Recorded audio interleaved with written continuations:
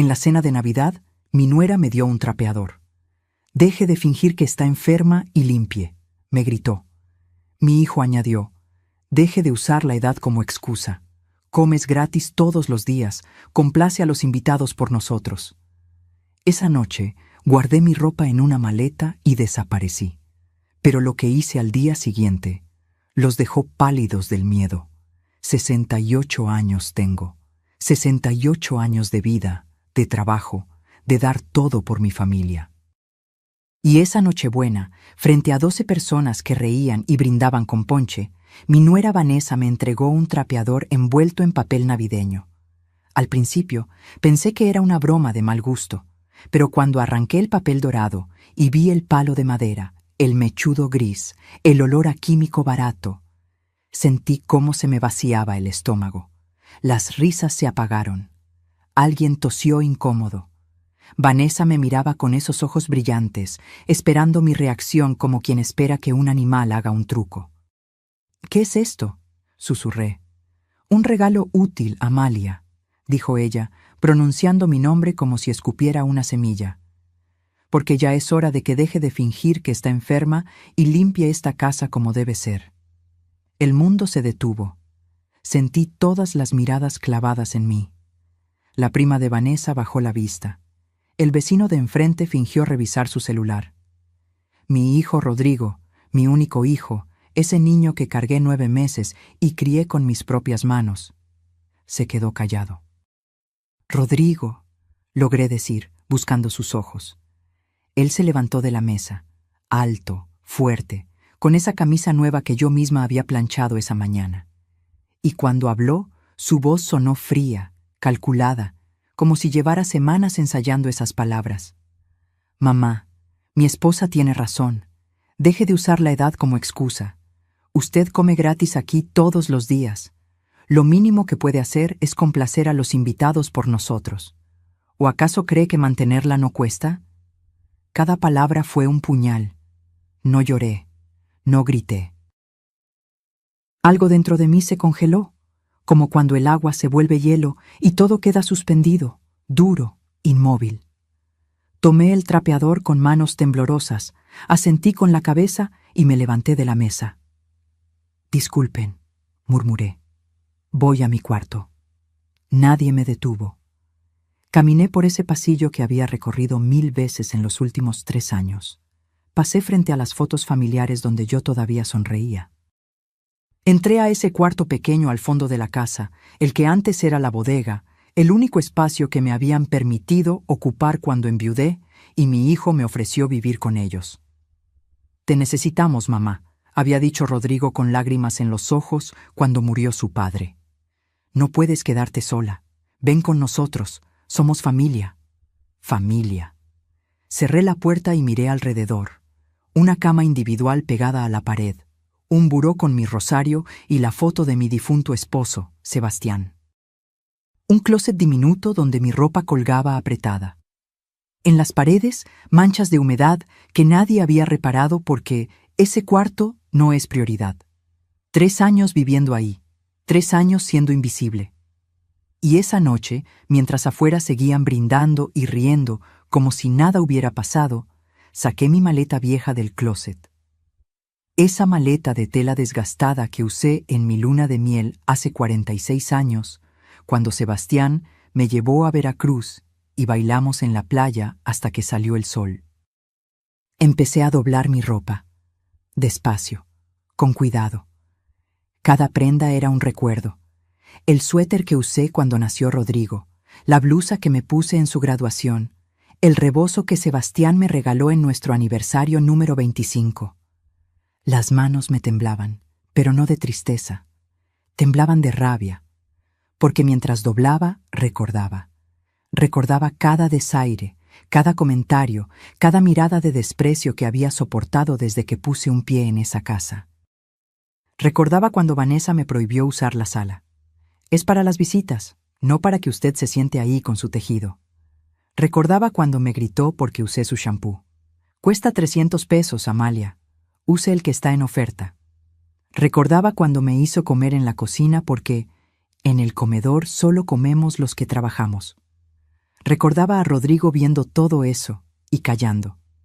Y de pronto, mientras metía mi cepillo de dientes en una bolsa, algo cayó del fondo del closet.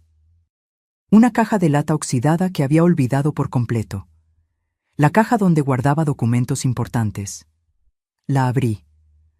Adentro estaban papeles amarillentos, fotografías viejas, recibos, y un sobre manila con el sello de un notario. Lo abrí con dedos temblorosos. Escrituras. Escrituras de un terreno en la zona norte de la ciudad, el terreno que mis padres me dejaron cuando murieron hace 30 años. El terreno que quedó en trámites legales interminables porque mi hermano había peleado la herencia, y yo, cansada y enfocada en mi familia, simplemente lo olvidé. ¿Cuántos años había pasado ese terreno abandonado? No lo sabía. Pero mientras leía esos papeles, algo se encendió en mi pecho. Una chispa. Una pregunta. ¿Y si ese terreno todavía existía? ¿Y si valía algo? Guardé los documentos en mi bolso. Terminé de empacar. Eran las 2 de la madrugada cuando cerré la maleta y me senté en la cama por última vez. Afuera, todo estaba en silencio. Los invitados se habían ido.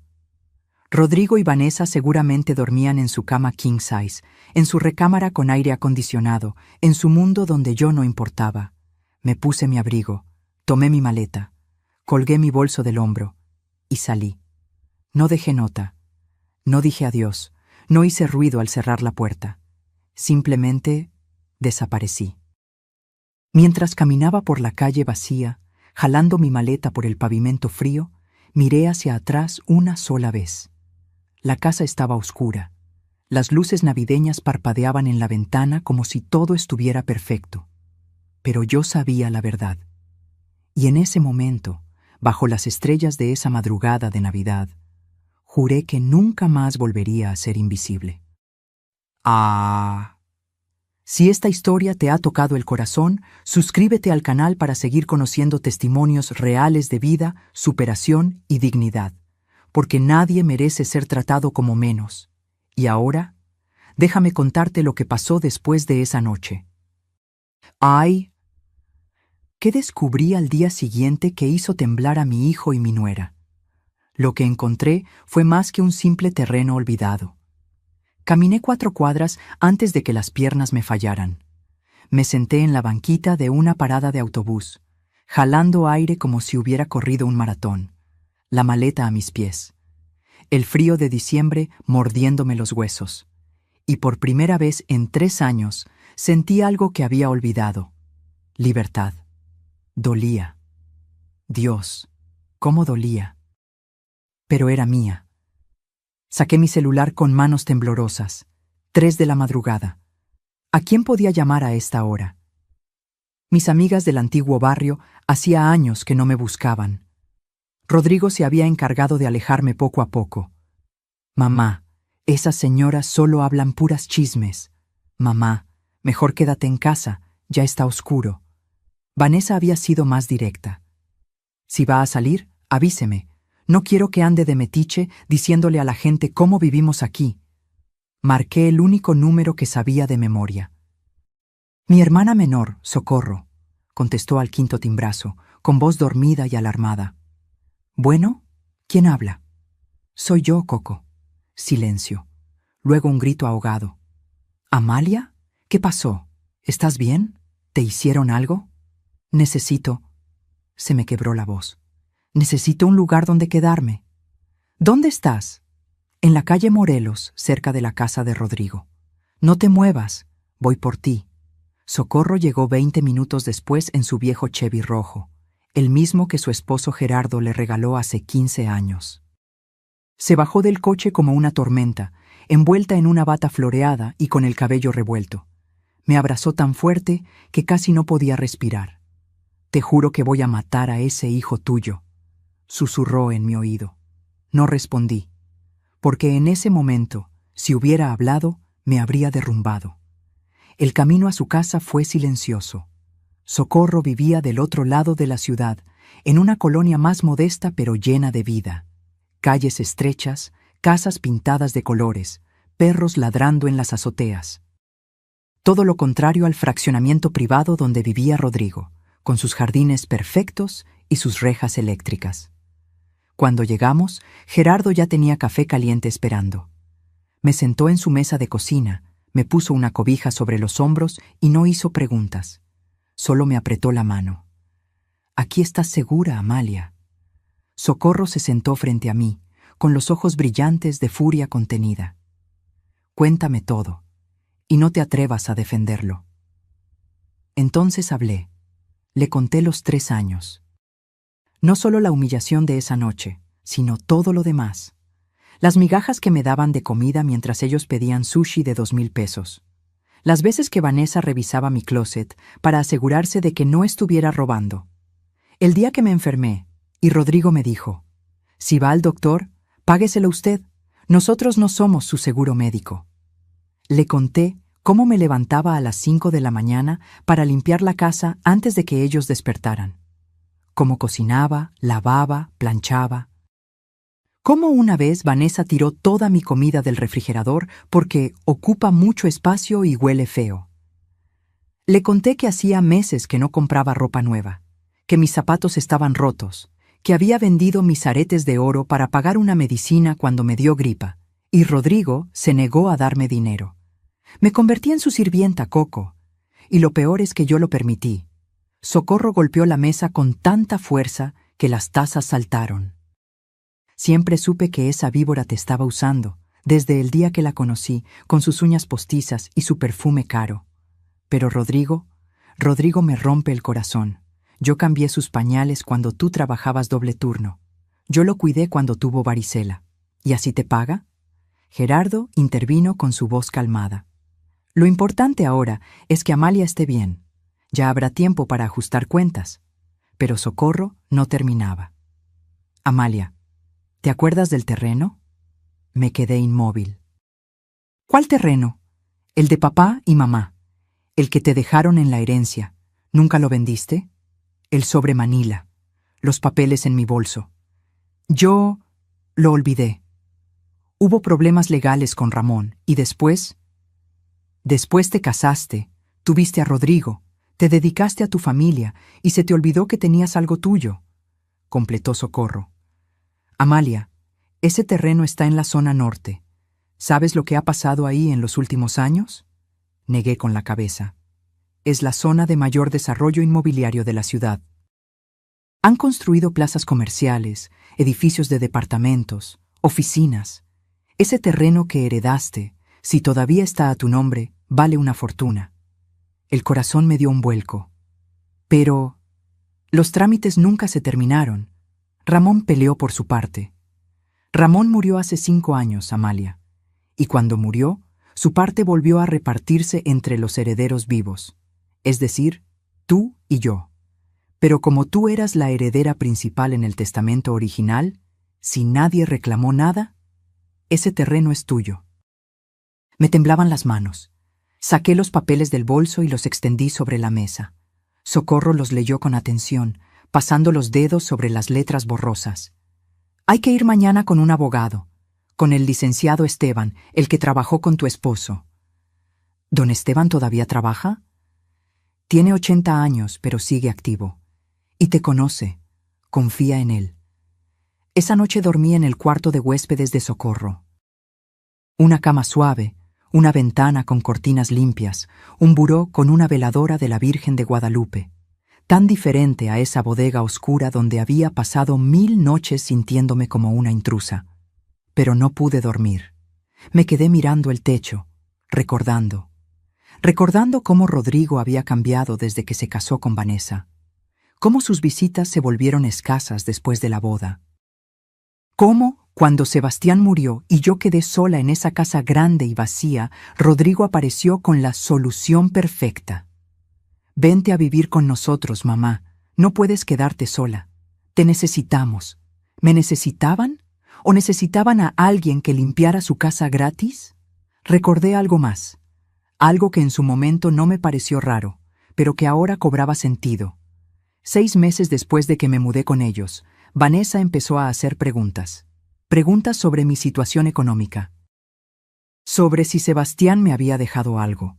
sobre si yo tenía propiedades o ahorros. Solo curiosidad, suegra. Es que queremos ayudarla si necesita algo.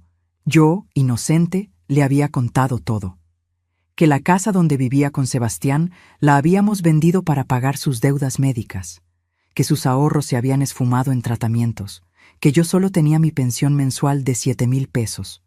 Nunca mencioné el terreno, porque lo había olvidado. ¿Y si ellos creían que yo no tenía nada? ¿Y si por eso se atrevieron a tratarme así? Una idea comenzó a formarse en mi cabeza, oscura, retorcida, pero justa. ¿Qué pasaría si descubrieran que yo sí tenía algo? Que yo no era la vieja inútil que pensaban. Me levanté de la cama. Busqué los papeles otra vez. Los leí línea por línea bajo la luz de mi celular. Y ahí estaba, en la esquina del documento. Una nota a mano de mi padre, escrita con tinta azul hace 30 años. Para mi hija Amalia. Que este terreno le dé la libertad que tanto merece. Papá. Él siempre supo que yo necesitaría algo mío, algo que nadie pudiera quitarme. Apagué la luz, me acosté, y por primera vez en años dormí sin ese peso en el pecho, porque algo estaba claro. Mi vida estaba a punto de cambiar. Al día siguiente, cuando entré al despacho del licenciado Esteban, nunca imaginé que las noticias serían mucho más grandes de lo que esperaba. Y tampoco imaginé que mi hijo ya había estado ahí, buscando información sobre mí.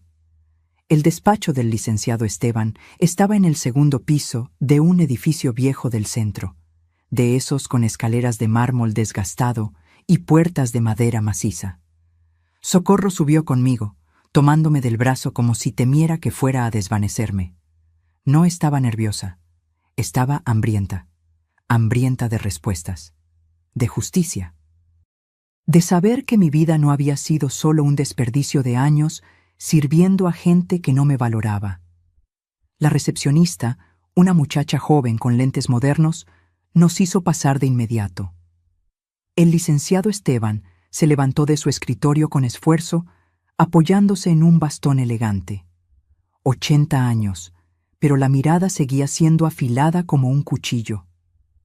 Amalia Montes de Herrera, dijo con voz ronca. ¿Cuántos años sin verte? Demasiados, licenciado.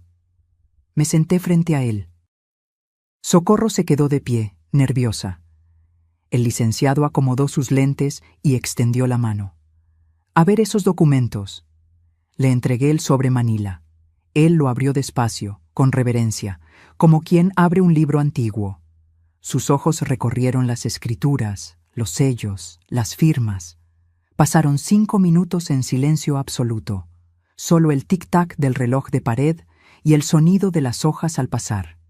Finalmente dejó los papeles sobre el escritorio y me miró fijamente. Amalia, ¿tú sabes lo que tienes aquí? Un terreno que mis padres me dejaron. Pero los trámites nunca se completaron por problemas con mi hermano Ramón. Ramón falleció hace 5 años intestado. Sus derechos se repartieron automáticamente entre los herederos legales del patrimonio original, es decir, tú y Socorro. Pero como tú eras la heredera principal designada por tus padres, y Socorro nunca reclamó su parte, porque yo no necesitaba nada, interrumpió mi hermana. Ese terreno era para Amalia desde siempre. El licenciado asintió. El terreno está completamente a tu nombre, Amalia. Los trámites se cerraron automáticamente hace 3 años por prescripción adquisitiva. Es tuyo. Legal, total, absolutamente tuyo. El corazón me latía tan fuerte que podía escucharlo en mis oídos. ¿Y vale algo? Don Esteban sacó una carpeta de su archivero. La abrió y me mostró mapas, avalúos recientes, fotografías satelitales. Ese terreno está en la avenida Insurgentes Norte, a 2 cuadras del nuevo centro comercial Galerías del Valle. Tiene 5,000 metros cuadrados. El metro cuadrado en esa zona está cotizado en 1,700 pesos. Hice los cálculos en mi cabeza. Socorro lo hizo más rápido. 8,5 millones de pesos, susurró. La oficina comenzó a girar. No puede ser. Sí puede ser. dijo el licenciado con una sonrisa. Y hay más. ¿Más? Tu esposo, Sebastián, fue un hombre previsor. Cuando trabajé con él hace años, no solo hicimos su testamento, también estableció varios certificados de inversión a tu nombre en el banco. Inversiones a largo plazo que maduraban 10 años después de su muerte. Sebastián murió hace 11 años. Exacto. Esas inversiones maduraron hace un año. Yo mandé cartas al domicilio donde vivías con tu hijo, pero nunca obtuve respuesta. La sangre se me heló. ¿Qué cartas? 3 cartas certificadas. La última hace 4 meses. Informándote que tenías 2.300.000 pesos esperando en una cuenta de fideicomiso. Socorro se dejó caer en una silla. Dios mío, yo no podía hablar, no podía respirar, porque de pronto todo cobraba sentido. Licenciado, mi hijo Rodrigo, ¿vino a verlo? Don Esteban frunció el ceño. Sí, hace 4 meses, justo después de la última carta. Dijo que venía en tu representación porque tú estabas delicada de salud. Quería saber sobre tu situación financiera. ¿Y qué le dijo? Nada. Le expliqué que esa información solo podía dársela a ti directamente. Se molestó, insistió, me amenazó con demandas. Pero yo fui muy claro. Esos documentos son confidenciales. Solo tú podías acceder a ellos. Las piezas del rompecabezas comenzaron a encajar. 4 meses atrás. Justo cuando el trato en la casa empeoró. Cuando Vanessa comenzó a ser más cruel. Cuando Rodrigo dejó de mirarme a los ojos. Cuando empezaron las indirectas sobre el gasto que representaba mantenerme. Ellos sabían. No sabían los montos exactos, pero sabían que yo tenía algo. Y querían que me quedara ahí, sumisa, agradecida, invisible, hasta que muriera y pudieran heredar. Amalia, ¿estás bien?, preguntó Socorro, sacudiéndome del brazo. Sí, estoy... Respiré profundo. Estoy perfecta. Me levanté, caminé hacia la ventana. Desde ahí podía ver el centro de la ciudad, el tráfico, la gente caminando con prisa, viviendo sus vidas. Y yo, que me había creído acabada, sin opciones, sin valor, tenía más de 10 millones de pesos esperándome. Licenciado, ¿qué necesito para acceder a ese dinero? Tu identificación oficial y firmar unos documentos. El proceso toma una semana. ¿Y el terreno? Ya es tuyo, pero si quieres venderlo, puedo contactar a compradores interesados. Tengo 3 empresas que han preguntado por propiedades en esa zona. Podrías tener el dinero en un mes. Me di la vuelta. Los miré a ambos. Quiero venderlo. Y quiero que nadie, absolutamente nadie, sepa de esto todavía. Socorro sonrió. Era una sonrisa que conocía bien. La misma que ponía cuando éramos niñas y planeábamos alguna travesura. ¿Qué estás pensando, hermana? Estoy pensando que mi hijo y mi nuera me creyeron pobre, débil e inútil. Y que es momento de enseñarles quién soy realmente. Don Esteban se reclinó en su silla, con los ojos brillantes de diversión. Sebastián me contó una vez que cuando te proponías algo, movías cielo y tierra. Veo que no mentía. Mi esposo me conocía bien. Firmé papeles durante 2 horas, autorizaciones, poderes, documentos bancarios. Cuando terminamos, el licenciado me estrechó la mano. En una semana tendrás acceso completo a tu dinero, Amalia, y en un mes, si todo sale bien con la venta del terreno, serás una mujer muy solvente. Salimos del despacho cuando el sol ya estaba alto. Socorro me abrazó en plena calle, sin importarle que la gente nos mirara. No puedo creerlo.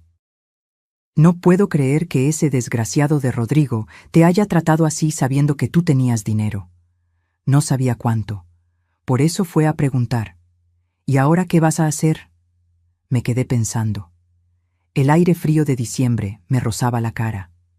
A lo lejos, alguien vendía tamales gritando. Una pareja joven caminaba tomada de la mano. La vida seguía para todos, y también para mí.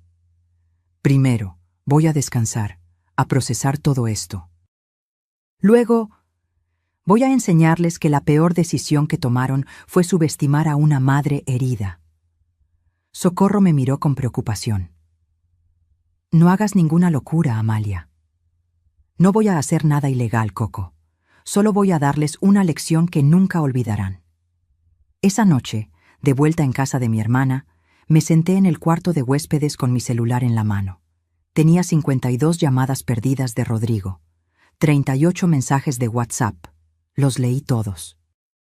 Los primeros eran de enojo. ¿Dónde está? Deje de hacer dramas y regrese a la casa. Esto es ridículo. Es Navidad y nos está haciendo quedar mal. Si no regresa, no vuelva a pedir ayuda nunca. Luego cambiaron a preocupación fingida. Mamá, estamos preocupados. ¿Está bien? No importa lo que pasó, es Navidad. Regrese y lo hablamos. Vanessa se siente mal por lo que dijo. Fue el estrés de la cena. Y los últimos, de manipulación pura. Mamá, si no regresa, vamos a tener que reportarla como desaparecida.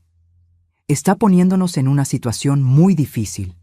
La gente está preguntando, ¿en serio nos va a hacer esto? Después de todo lo que hemos hecho por usted. No contesté ninguno. En cambio, abrí la cámara y me tomé una foto.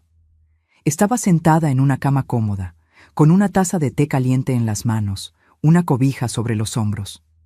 Me veía cansada, sí, pero tranquila, en paz. Le envié la foto a Rodrigo con un solo mensaje. Estoy bien, no busques. Su respuesta llegó en segundos. ¿Dónde está? Necesitamos hablar. Apagué el celular, porque ya no tenía nada que hablar con él. Todavía no. Primero necesitaba recuperarme, sanarme, prepararme, y cuando estuviera lista, cuando tuviera todas las cartas en la mano, entonces sí, les enseñaría lo que se siente cuando alguien a quien amas te da la espalda.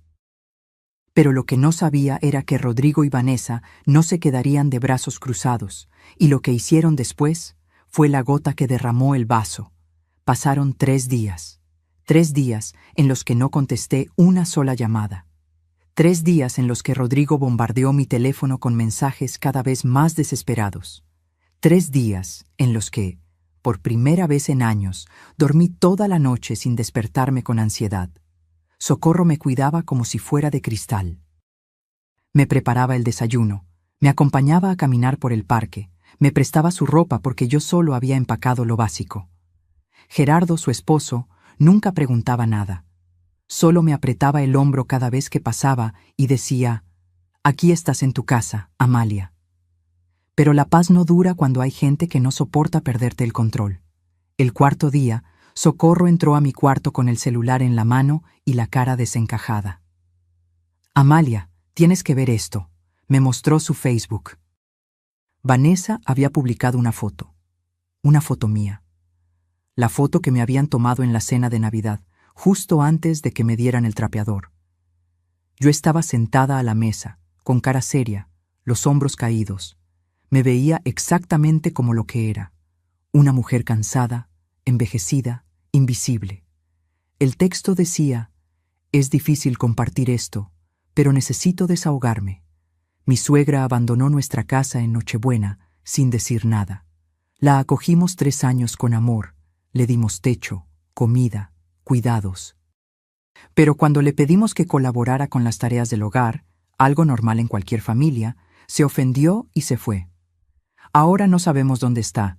Si alguien la ve, por favor avísenos. Estamos muy preocupados. Familia tóxica. Suegras problemáticas. Navidad». Tenía 143 comentarios. Leí algunos. La mayoría eran de apoyo a Vanessa. «Ay, amiga, qué horror. Las suegras siempre son un drama». Así son las señoras de esa generación. Creen que todo se les debe. Hiciste mucho aguantándola 3 años. Yo no hubiera podido. Pero había otros que me defendían. Momento, yo estuve en esa cena. ¿No cuentas que le diste un trapeador como regalo de Navidad delante de todos? ¿De verdad vamos a creer que una señora de casi 70 años se fue por capricho? Algo más pasó ahí. Conozco a esa familia. La señora trabajaba como burro en esa casa y nunca la trataron bien. Socorro estaba furiosa. Esa maldita está intentando hacerte quedar como la loca. Como si tú fueras el problema. No dije nada, solo seguí leyendo. Porque entre todos esos comentarios, había uno que me llamó la atención. Era de Luz Marina, mi vecina del antiguo barrio. La señora que me vendía flores cada domingo para llevarle a Sebastián al panteón. Vanessa, yo conozco a doña Amalia desde hace 30 años. Es una de las mujeres más nobles que he conocido. Si se fue de tu casa, fue porque tenía razones de peso. Y lo del trapeador fue una grosería que todos vimos. No intentes hacerte la víctima ahora. Sentí algo cálido en el pecho. Todavía había gente que me recordaba, que sabía quién era yo realmente. ¿Vas a responder?, preguntó Socorro. No. ¿Cómo que no? Está arrastrando tu nombre por el suelo. Que hable, que diga lo que quiera. Cuando llegue el momento, todos sabrán la verdad. Pero Socorro tenía razón en algo. Vanessa no iba a parar, y Rodrigo tampoco. Esa misma tarde, mi hijo apareció en la casa de Socorro. Gerardo abrió la puerta. Yo estaba en el cuarto, pero podía escuchar todo. Las paredes en esa casa eran delgadas. Necesito ver a mi mamá, dijo Rodrigo. Su voz sonaba tensa, controlada. No está disponible, respondió Gerardo con firmeza. Es mi madre. Tengo derecho a verla. Ella decidirá cuándo quiere verte. Respeta eso. Usted no entiende. Mi esposa está muy afectada. La gente está hablando. Necesitamos resolver esto. Lo que necesitan es reflexionar sobre cómo la trataron. Hubo un silencio largo. Luego, la voz de Rodrigo cambió. Se volvió más baja, más peligrosa. Dígale que si no regresa, vamos a tener que tomar medidas legales. Socorro apareció en ese momento. La escuché desde el cuarto. ¿Medidas legales? ¿Qué medidas legales, Rodrigo?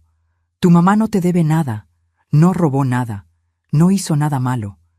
Se fue porque tú y esa mujer la trataron como basura. Usted no sabe lo que pasó en mi casa. Sé que le diste un trapeador en Navidad. Sé que la humillaste delante de todos. Sé que la trataste como sirvienta. ¿Quieres que siga? Mi esposa estaba estresada. Fue un malentendido. Un malentendido que duró 3 años. Rodrigo perdió la compostura. Mi madre se está portando como una niña caprichosa, todo por un maldito regalo. Es ridículo. Lo ridículo es que no entiendas por qué se fue. La voz de Socorro era hielo. Y ahora lárgate de mi casa antes de que llame a la policía. Esto no va a quedar así. Tienes razón. No va a quedar así. Escuché la puerta cerrarse con fuerza. Los pasos de Rodrigo bajando las escaleras. El motor de su camioneta arrancando. Socorro entró a mi cuarto. Tenía los ojos rojos, pero no de tristeza. De rabia. Ese muchacho está perdido, Amalia. Completamente perdido. Me levanté de la cama. Caminé hacia la ventana. Desde ahí podía ver la camioneta de Rodrigo alejándose. Una Ram negra del año, con rines cromados. La había comprado hace 6 meses. 30,000 pesos de enganche, me había dicho. Pero valió la pena, mamá. Es importante dar buena imagen. Buena imagen. Mientras yo usaba zapatos rotos y comía sobras. Coco, ¿puedes prestarme tu computadora? ¿Para qué? Necesito buscar algo. Media hora después, estaba leyendo el perfil completo de Vanessa en redes sociales. No solo Facebook, Instagram, TikTok, Twitter. Esta mujer documentaba su vida entera en Internet. Y lo que encontré me dejó helada. Fotos de restaurantes caros. Date night con mi amor. Fotos en el gimnasio de lujo. Cuidándome para él, fotos de ropa de marca. Me consiento porque me lo merezco. Fotos en spas, en salones de belleza, en viajes a la playa. Todo mientras me decían que no había dinero para comprarme un par de zapatos nuevos. Pero había algo más, algo que me llamó la atención. En sus historias destacadas de Instagram había una sección llamada Nuestra Casa. Entré, y ahí estaban, fotos del interior de la casa de Rodrigo, la sala que yo no podía usar, el comedor donde yo no podía sentarme, la cocina con electrodomésticos de acero inoxidable, y una foto en particular me partió el alma. Era mi cuarto, la bodega donde yo dormía. Pero en la descripción decía, Proyecto futuro, convertir este espacio en walk-in closet. Ya casi se desocupa. Ya casi se desocupa. Me estaban esperando a que muriera, o esperando sacarme. Socorro leyó sobre mi hombro y ahogó un grito. Esa maldita estaba planeando botarte. Cerré la laptop. Me quedé mirando la pared, y entonces algo dentro de mí cambió. Ya no sentía tristeza, ya no sentía dolor. Sentía furia, furia fría, calculada, letal. Coco, mañana voy a hacer algo. ¿Qué cosa? Voy a alquilar un departamento. ¿Para qué? Aquí estás bien. Porque necesito mi propio espacio. Y porque necesito que Rodrigo y Vanessa crean que sí estoy acabada. Que sí me fui porque no tengo a dónde ir. Que estoy vulnerable.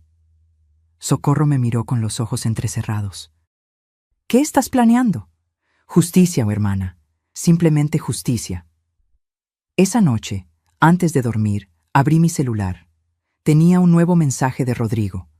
Ya no era amenazante ni fingidamente preocupado. Era directo. Mamá, sé que está con la tía Socorro. Solo quiero que sepa algo. La casa donde vivimos tiene una hipoteca de 3.200.000 pesos. Si no la pagamos en 3 meses, la perdemos. Vanessa y yo hemos hecho todo lo posible, pero ya no podemos más. Pensé que usted podría ayudarnos. Sé que papá le dejó algo. Solo necesitamos un préstamo. Se lo pagaríamos en cuanto salgamos adelante. Por favor, mamá. Somos familia. Leí el mensaje 3 veces, y entonces solté una risa. Una risa amarga, seca, que me sorprendió a mí misma. Ahí estaba, la verdad desnuda. No me querían de vuelta porque me extrañaran. Me querían de vuelta porque necesitaban mi dinero. Le respondí con calma, eligiendo cada palabra. Rodrigo, cuando me diste ese trapeador, me enseñaste que para ti yo solo valgo por lo que puedo hacer. Ahora me escribes porque necesitas dinero. ¿Ves el patrón? No soy tu madre, soy tu recurso. Y lamento decirte que ese recurso se agotó. Resuelve tus problemas tú solo. Envié el mensaje. Apagué el celular. Y por primera vez en 3 años, dormí con una sonrisa en los labios. Pero lo que no sabía era que Rodrigo, desesperado, tomaría una decisión que cambiaría todo. Y cuando me enteré de lo que hizo, supe que ya no había marcha atrás. El departamento que alquilé estaba en una colonia tranquila, lejos del fraccionamiento de Rodrigo. Era pequeño, una recámara, una salita con cocina integrada, un baño completo. Nada lujoso, pero era mío. Las paredes eran blancas, las ventanas daban a un parque donde los niños jugaban por las tardes, y por primera vez en años podía respirar sin sentir que alguien me vigilaba. Me mudé con lo poco que tenía. Socorro me ayudó a comprar algunas cosas básicas: platos, sábanas, una cafetera. Insistió en regalarme una virgen de cerámica para la entrada. Para que te proteja, dijo abrazándome. No le conté sobre el dinero. Todavía no. Quería mantener todo en secreto hasta el momento indicado. Una semana después de mudarme, el licenciado Esteban me llamó. Amalia, ven al despacho. Hay algo que necesitas saber. Su voz sonaba grave, preocupada. Llegué esa misma tarde. Don Esteban me esperaba con una carpeta azul sobre el escritorio. Se veía más viejo que la última vez, como si algo le pesara en los hombros. Siéntate, por favor. Me senté. El corazón ya me latía rápido. ¿Qué pasa, licenciado? Él abrió la carpeta y sacó unos papeles. Eran copias de solicitudes, formularios oficiales con sellos. Rodrigo vino de nuevo hace 2 días. Esta vez trajo a un abogado. Intentaron presentar un recurso de interdicción contra ti. La palabra me golpeó como un puño. ¿Interdicción? Querían declararte incapaz mentalmente para tomar decisiones financieras. Argumentaron que tienes deterioro cognitivo severo y que abandonaste tu hogar sin razón aparente. El objetivo era que Rodrigo quedara como tu tutor legal y pudiera administrar tus bienes. El mundo se detuvo. Pero yo estoy perfectamente bien. Lo sé. Por eso rechacé la solicitud de inmediato y les advertí que si intentaban algo así de nuevo, los reportaría por intento de fraude. Pero Amalia, esto es grave. Tu hijo está desesperado. Y una persona desesperada es capaz de cualquier cosa. Me temblaban las manos. Las escondí bajo la mesa. ¿Por qué está tan desesperado? Don Esteban sacó más papeles. Estados de cuenta. Documentos del registro público. Investigué un poco, con tu autorización implícita como mi clienta. La casa donde vive Rodrigo tiene una hipoteca de 3.200.000 pesos con el banco. Están atrasados 4 meses en los pagos. El banco ya inició el proceso de ejecución hipotecaria. En 2 meses, si no pagan, pierden la casa. Él me lo dijo. Me pidió dinero. Hay más. Vanessa tiene deudas de tarjetas de crédito por 700.000 pesos. Están registrados en el buró de crédito como alto riesgo y hace 3 meses solicitaron un préstamo personal que fue rechazado. Cada palabra era una pieza más del rompecabezas. Entonces, ¿cuándo empeoró el trato hacia mí? Según mis registros, yo mandé la primera carta sobre tus inversiones hace 8 meses. Rodrigo vino a preguntar hace 4. ¿El maltrato aumentó en ese periodo? Cerré los ojos. Recordé. Las humillaciones más fuertes habían empezado hace 6 meses. Los comentarios sobre ser una carga, las restricciones de comida, el trapeador de Navidad. Sí, todo empeoró en esos meses. Porque sabían que tenías dinero, pero no podían acceder a él. Intentaron mantenerte sumisa, dependiente, agradecida. Y cuando no funcionó, cuando te fuiste, entraron en pánico. Don Esteban se quitó los lentes y me miró directo a los ojos. Amalia, necesitas protegerte. Legalmente. Ahora. ¿Cómo? Primero, vamos a hacer un testamento nuevo. Uno donde dejes muy claro que estás en pleno uso de tus facultades y que tomas tus decisiones libremente. Segundo, vamos a nombrar testigos que certifiquen tu estado mental. Y tercero, vamos a proceder con la venta del terreno lo más rápido posible, antes de que Rodrigo intente bloquearlo. ¿Puede hacer eso? Puede intentarlo. Puede poner demandas infundadas que retrasen el proceso. Por eso debemos actuar rápido. Pasamos 3 horas en ese despacho. Firmé documentos, di testimonios grabados. Don Esteban trajo 2 testigos independientes, un médico y una trabajadora social, que me hicieron evaluaciones para certificar que yo estaba mentalmente competente. Cuando terminamos, estaba exhausta, pero también aliviada. El terreno se vendió, dijo don Esteban mientras guardaba los papeles. La empresa constructora aceptó la oferta. 8,5 millones de pesos. El dinero estará en tu cuenta en una semana. ¿Y las inversiones de Sebastián? Ya están disponibles. Solo necesitas ir al banco a firmar. 2,3 millones pesos. 10,8 millones pesos. Era más dinero del que había visto en toda mi vida. Licenciado, ¿sabe lo que voy a hacer con esto? Él sonrió con cansancio. No. ¿Qué vas a hacer? Voy a vivir con dignidad, y voy a enseñarles a mi hijo y a esa mujer que el amor de una madre no se compra, no se mendiga y no se pisotea. Tu esposo estaría orgulloso. Salí del despacho cuando ya oscurecía. El centro estaba lleno de gente saliendo de trabajar, vendedores ambulantes gritando, el olor a fritangas y escape de camiones. Pero yo caminaba como flotando, porque por primera vez en años mi futuro dependía solo de mí. Llegué a mi departamento y me preparé un té.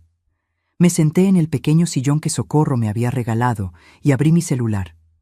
Tenía mensajes nuevos de Rodrigo. Ya no eran súplicas. Eran amenazas apenas disimuladas. Mamá, sé que el licenciado Esteban te está metiendo ideas en la cabeza. Él solo quiere tu dinero. No confíes en extraños, confía en tu familia. Vanessa está muy afectada por todo esto. Tuvo que ir al psicólogo. Si algo le pasa, será tu culpa. La gente del barrio está preguntando por ti. Están diciendo cosas horribles. ¿Eso es lo que quieres? ¿Destruir el nombre de esta familia? Bloqueé su número. Pero no bloqueé a Luz Marina, mi antigua vecina. Ella me había escrito también. Doña Amalia, no sé si verá este mensaje, pero quiero que sepa algo. Su hijo estuvo preguntando en el barrio si alguien sabía dónde estaba usted. Parecía muy nervioso. También preguntó si usted tenía amigos o conocidos que pudieran estar ayudándola económicamente. Le dije que no sabía nada, pero me dio mala espina. Cuídese, por favor. Le respondí. Gracias, Luz Marina, estoy bien. Y no te preocupes, sé cuidarme sola. Esa noche no pude dormir. No por ansiedad, sino por rabia. Mi hijo, el niño que había cargado en brazos, que había cuidado cuando tuvo neumonía a los 5 años, que había alimentado con el dinero que ganaba limpiando casas ajenas cuando Sebastián apenas empezaba a trabajar. Ese hijo estaba intentando declararme loca para robarme. No era tristeza lo que sentía, era decepción, profunda, dolorosa, irreparable. Pero también era claridad, porque ahora sabía que no había vuelta atrás. No había reconciliación posible. No había familia que salvar, solo había una madre que necesitaba defenderse y una lección que debía enseñarse. Me levanté de la cama, fui a la cocina, saqué una libreta y una pluma y empecé a escribir. No era un plan de venganza, era un plan de justicia. Punto 1. Asegurar todo el dinero en cuentas que Rodrigo no pudiera tocar. Punto 2. Rehacer mi vida con dignidad lejos de gente tóxica. Punto 3. Cuando llegara el momento indicado, cuando Rodrigo y Vanessa estuvieran al borde del precipicio, entonces sí, mostrarles quién era yo realmente. No para lastimarlos, para que aprendieran. Cerré la libreta, apagué la luz y me dormí con la certeza de que el juego apenas comenzaba. Pero mientras yo planeaba en silencio, Rodrigo y Vanessa dieron un paso que cruzó todos los límites. Y cuando me enteré de lo que le dijeron a la gente, supe que había llegado el momento de actuar. El dinero llegó a mi cuenta un martes por la mañana. Estaba tomando café en mi pequeña cocina cuando el celular vibró con la notificación del banco. Transferencia recibida. 10,800,000 pesos. Me quedé mirando la pantalla durante 5 minutos completos. Los números parecían irreales, como si fueran a desaparecer si parpadeaba. Pero no desaparecieron. Llamé a don Esteban de inmediato. Licenciado, el dinero ya está. Perfecto. Ahora escúchame bien, Amalia. Divide ese dinero en varias cuentas, no todo en un solo lugar, y contrata los servicios de banca privada del banco. Necesitas protección adicional. ¿Protección? Si Rodrigo intenta algo legal, queremos que quede claro que ese dinero está bien administrado y que tú estás en pleno control de tus decisiones. Seguí sus instrucciones al pie de la letra. Esa misma tarde fui al banco. Me atendió una ejecutiva joven, elegante, que al ver el monto en mi cuenta cambió completamente de actitud. Señora Herrera, será un honor ayudarla. ¿Ha considerado opciones de inversión? 3 horas después, salí del banco con todo organizado. 4 millones en inversiones a plazo fijo, 3 millones en una cuenta de ahorro con rendimientos, 2 millones en una cuenta corriente accesible y 1.800.000 en otra cuenta para gastos y emergencias. Me sentía poderosa. No por el dinero en sí, sino por la seguridad que me daba. La libertad. Caminé por el centro comercial cercano. Hacía años que no entraba a una tienda de ropa sin mirar los precios. Años que no me compraba algo simplemente porque me gustaba. Entré a una boutique.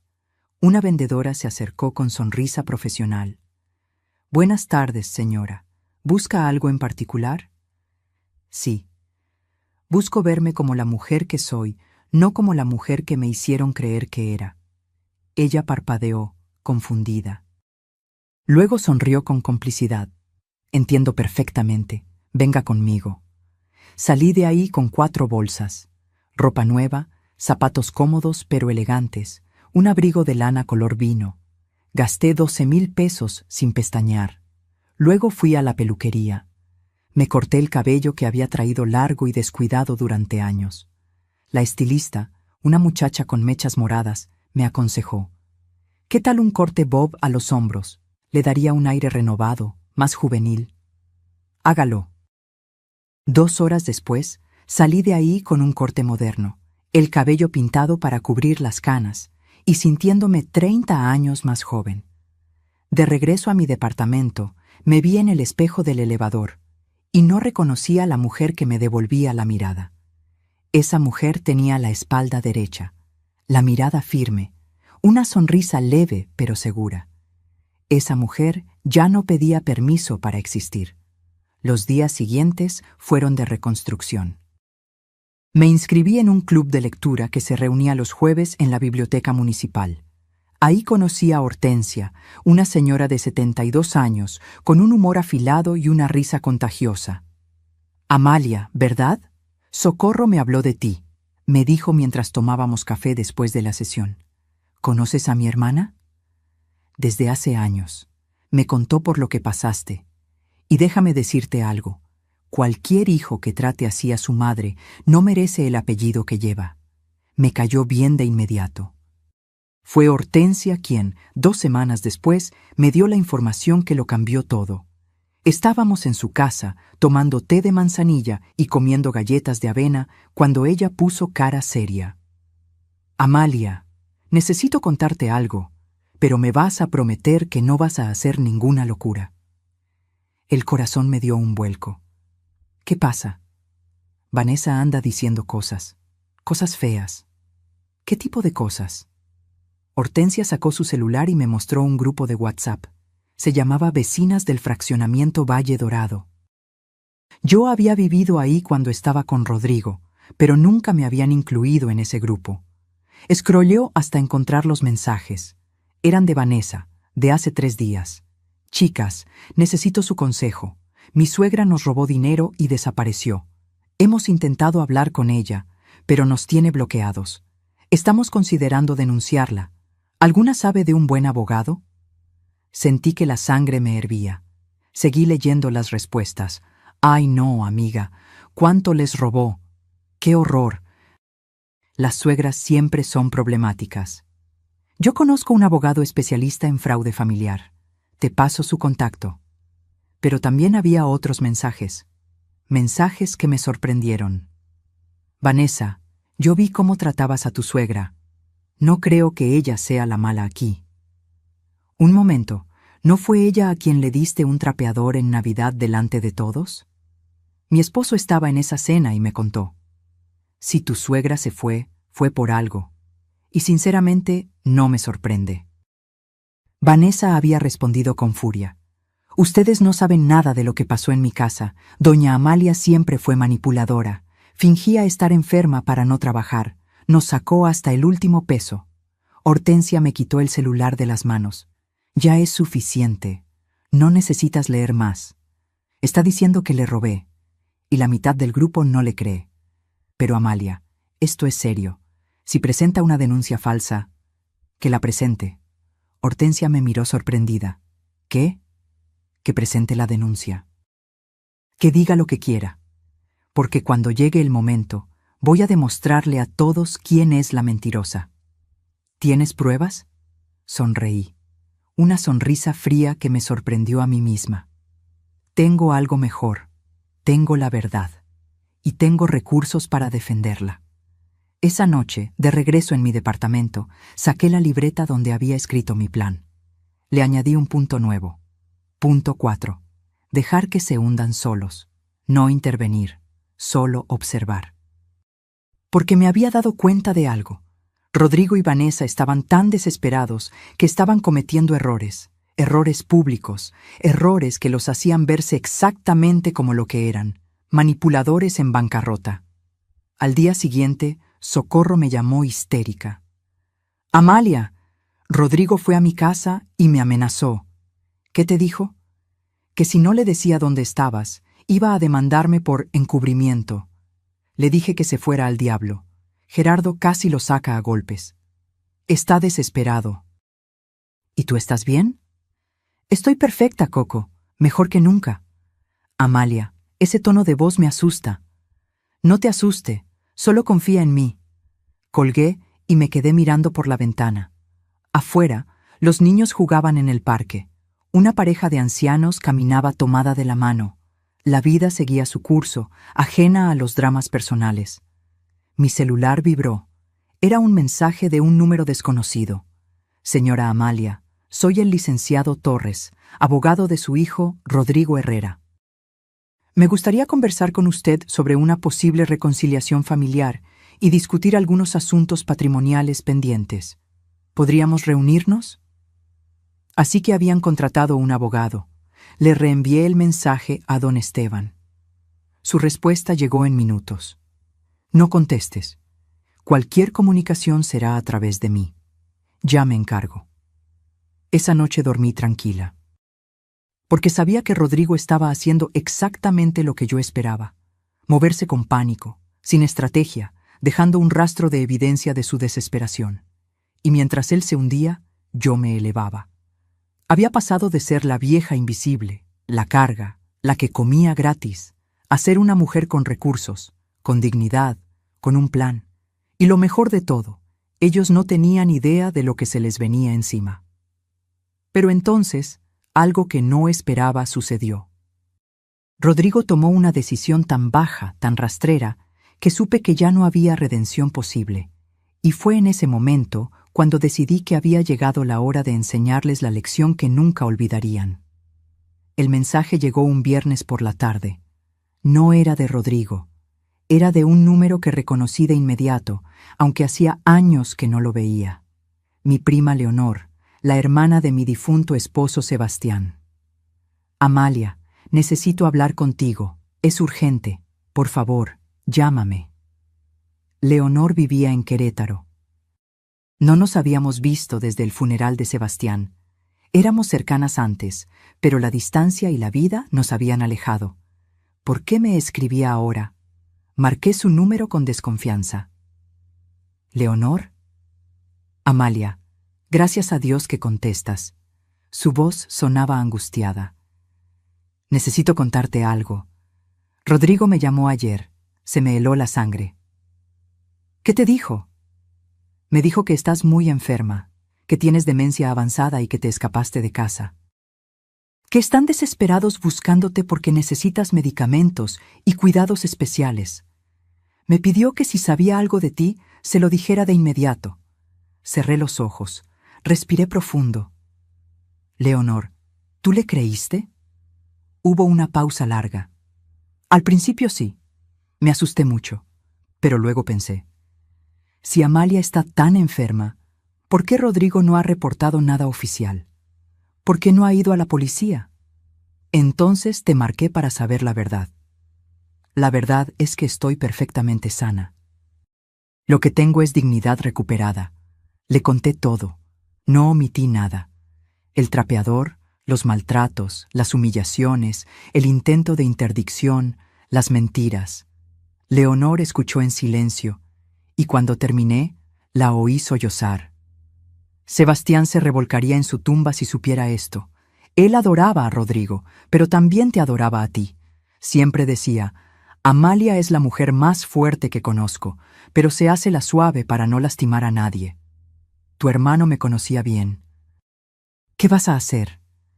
Algo que debí hacer hace mucho tiempo: ponerme a mí primero. Si necesitas algo, lo que sea, cuenta conmigo. Gracias, Leonor. Pero estoy bien, mejor que nunca. Colgué y me quedé pensando. Rodrigo estaba llamando a todos nuestros conocidos, plantando la semilla de que yo estaba enferma, loca, incapacitada, preparando el terreno para justificar cualquier acción legal que quisiera tomar. Era inteligente, pero no tanto como creía. 2 días después, Rodrigo apareció en mi departamento. No sé cómo consiguió la dirección. Probablemente siguió a socorro, o pagó a alguien para investigarme. Pero ahí estaba, tocando mi puerta un domingo por la mañana. Miré por la mirilla. Se veía demacrado, ojeroso. Había perdido peso. La camisa que traía estaba arrugada. No abrí de inmediato. Lo dejé tocar 3 veces más. Luego, con calma, descorrí el pestillo. Mamá. Su voz se quebró. Gracias a Dios que estás bien. No le devolví el abrazo que intentó darme. Me hice a un lado y lo dejé entrar. Mi departamento era pequeño pero digno, limpio, organizado, con flores frescas en la mesa. Un mundo completamente diferente a esa bodega donde me habían tenido. Rodrigo miró alrededor con ojos desorbitados. ¿Vives aquí? Sí, es mío, alquilado con mi propio dinero. Pero, ¿cómo? ¿De dónde sacaste para...? Siéntate, Rodrigo. Se sentó en el pequeño sofá. Yo me quedé de pie. No iba a darle la ventaja de la altura. ¿Qué quieres? Mamá, vengo a pedirte perdón. Empezaron a rodarle lágrimas. Sé que la cagamos. Sé que te tratamos mal. Vanessa estaba estresada con el trabajo, con los gastos de la casa. Y yo también estaba bajo mucha presión. Pero nunca quisimos lastimarte. ¡Qué actuación! Casi convincente. ¿Y el trapeador? Fue un error horrible. Vanessa ya lloró 1000 veces por eso. Está destruida. Ha ido al psicólogo, a terapia. Se da cuenta de que se equivocó. Ajá. Mamá, por favor. Somos familia. No podemos terminar así. Me senté frente a él. Lo miré a los ojos. Esos ojos que de niño me miraban con adoración y que ahora solo reflejaban desesperación. Dime la verdad, Rodrigo. ¿Por qué viniste realmente? Él bajó la mirada. Estamos en problemas. ¿Qué tipo de problemas? La casa, vamos a perderla. El banco ya nos dio el ultimátum.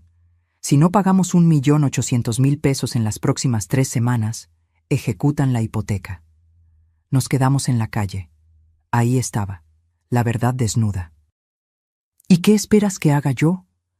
Rodrigo levantó la vista, y en sus ojos vi algo que me partió el corazón. No arrepentimiento, esperanza, esperanza de que yo lo salvara. Mamá, sé que papá te dejó dinero. El licenciado Esteban no quiso decirme cuánto, pero sé que hay algo. Solo necesitamos un préstamo. Te lo pagamos en cuanto salgamos adelante, te lo juro por Dios. ¿Y si no te lo presto? Mamá, somos tu familia, soy tu único hijo. Mi único hijo me dio un trapeador en Navidad y me dijo que comía gratis. Ya te pedí perdón por eso. Tu perdón no borra el dolor, Rodrigo. Se puso de pie, desesperado. Entonces, ¿qué quieres? ¿Que me arrodille? ¿Que te ruegue? Lo haré, lo que sea. Pero por favor, ayúdanos. Lo miré durante un largo momento. Y entonces hice algo que me sorprendió a mí misma. Fingí dudar. No sé, Rodrigo, es mucho dinero. Lo sé, pero te lo pagaremos, con intereses si quieres. Necesito pensarlo. ¿Cuánto tiempo necesitas?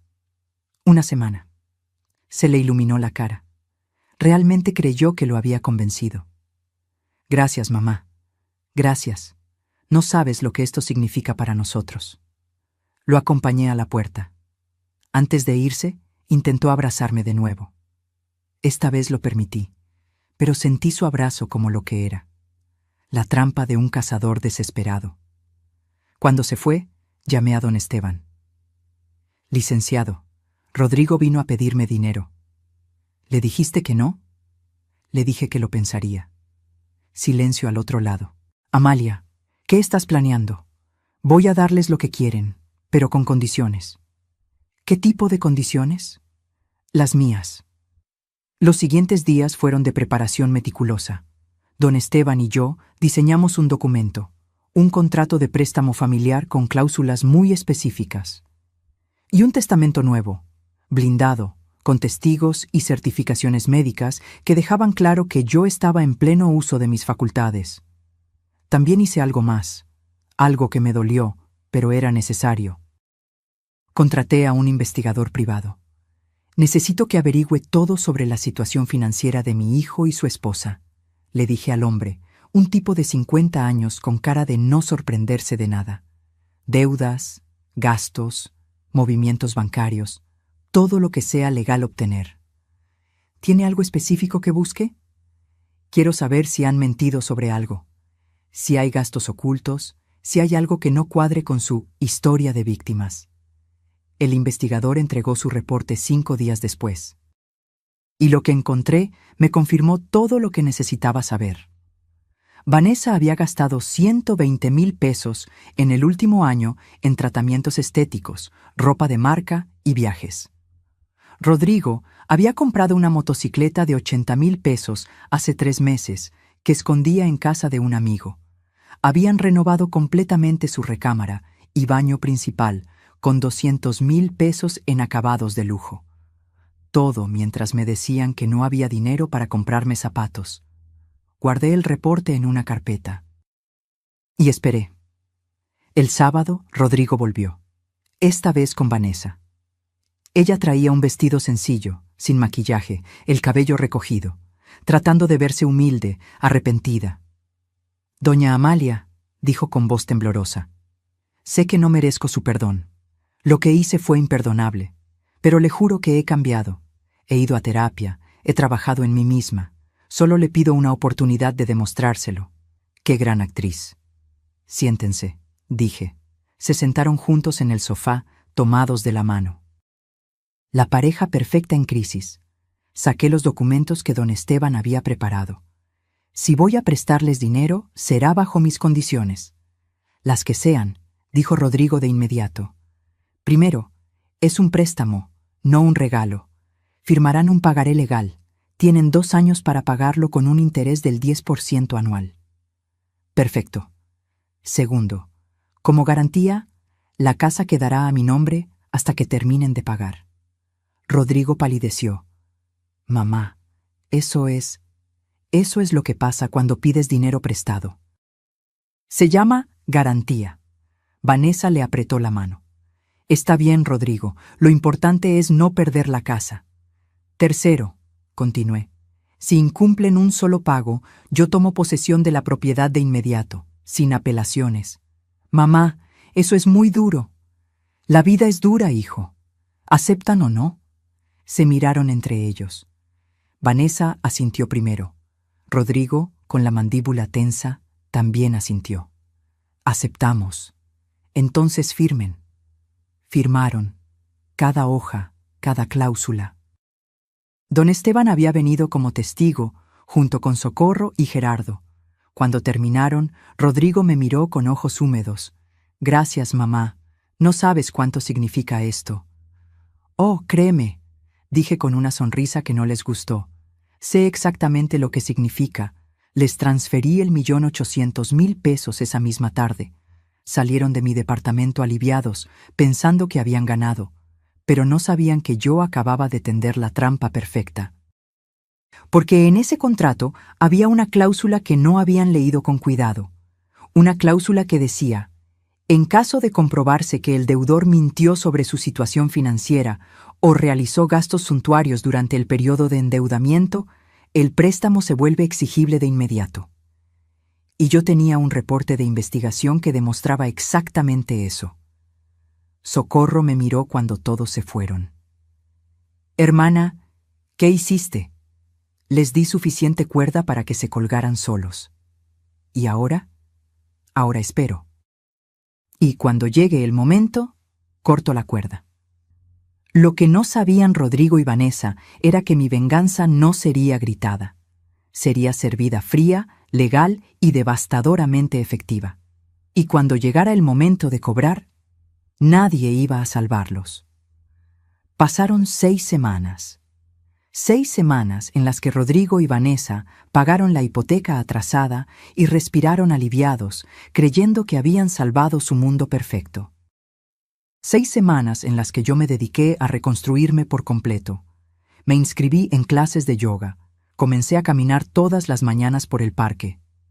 Retomé mi pasión por la pintura, algo que había abandonado cuando me casé. Compré lienzos, pinceles, óleos. Mi departamento pequeño se llenó de color. Hortensia se volvió mi confidente. Tomábamos café cada jueves después del club de lectura y ella me escuchaba sin juzgar.